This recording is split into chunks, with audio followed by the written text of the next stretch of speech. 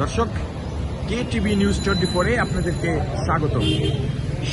এই মুহূর্তে আপনাদেরকে KTV নিউজ 24-এর ক্যামেরায় দেখানোর চেষ্টা করছি প্রবাসী কল্যাণ মন্ত্রণালয় এবং BMET এর অধীনে চীনের জিয়াংশু মেরিটাইম ইনস্টিটিউটে পাশকৃত 17 জন বাংলাদেশি শিক্ষার্থীদের বিনা শর্তে ক্যাডেট CDC প্রদানের দাবিতে অবস্থান কর্মসূচি পালন করছেন জিয়াংশু মেরিটাইম ইনস্টিটিউশনের শিক্ষার্থীবৃন্দ। দর্শক, সকাল থেকেই কিন্তু আমরা তাদেরকে দেখতে পাচ্ছি সাদা পোশাকে প্লেকার্ড হাতে তারা কিন্তু এইভাবে দাঁড়িয়ে আছেন এবং তারা কিন্তু সকাল থেকেই তাদের দাবি আদায় না হওয়া পর্যন্ত এই অবস্থান কর্মসূচি চালিয়ে যাবেন বলে আমরা কিন্তু জানতে পেরেছি এবং আপনাদেরকে দেখানোর চেষ্টা করছি। বিদেশ থেকে ডিগ্রি অর্জন করে তারা রাজপথে কেন, সেটি কিন্তু আমাদের প্রশ্ন।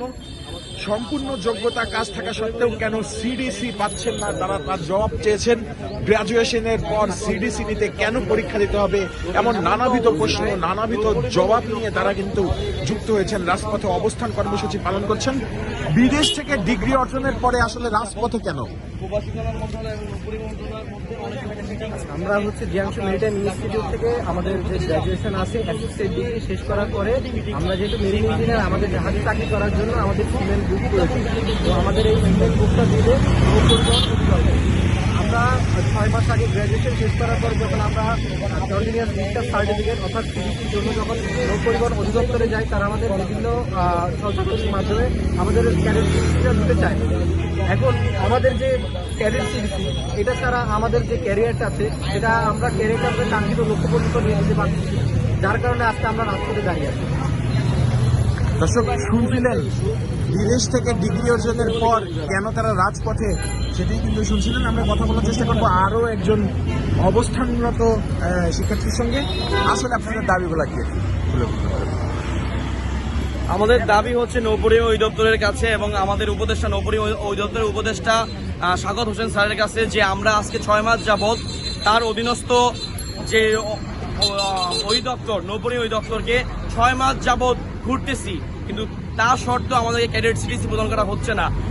যেখানে আমাদের আপনার নৌপরিবহন অধিদপ্তর পাঠিয়েছে সেই নৌপরিবহন আমাদের আপনার প্রবাসী কল্যাণ মন্ত্রণালয় পাঠিয়েছে নৌপরিবহন অধিদপ্তর, সেখানে আমাদের সিমেন্ট বুক প্রদান করবে, কিন্তু সেখানে আমাদের ক্যাডেট CDC দিচ্ছে না।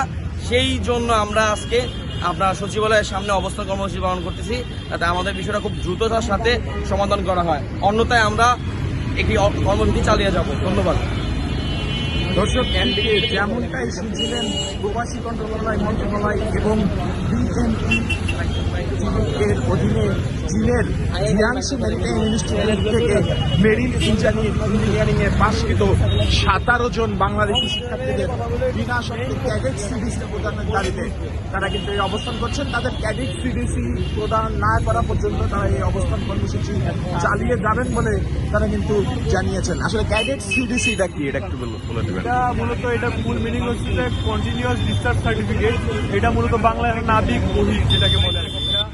আপনার বাণিজ্যিক জাহাজে চাকরির জন্য একটা নাবিকদের একটা সনদ লাগে, পাসপোর্ট টাইপের একটা, এটাই মূলত ক্যাডেট CDC। দর্শক, সেই ক্যাডেট CDC বই কিন্তু তারা প্রাপ্তির জন্য কিন্তু বাণিজ্যিক জাহাজে যেহেতু তারা বিদেশ থেকে ডিগ্রি অর্জন করে এসেছেন, চীনের অধীনে জিয়াংশু মেরিটাইম ইনস্টিটিউট থেকে তারা ডিগ্রি অর্জন করে আসার পরও ক্যাডেট CDC কেন পাচ্ছেন না, সেই প্রশ্নগুলো নিয়েই তাদের অবস্থান কর্মসূচি চলছে। দর্শক, KTV নিউজ 24-এর ক্যামেরায় আপনাদের সাথে যুক্ত ছিলাম সুজয় মজুমদার, KTV নিউজ 24, ঢাকা।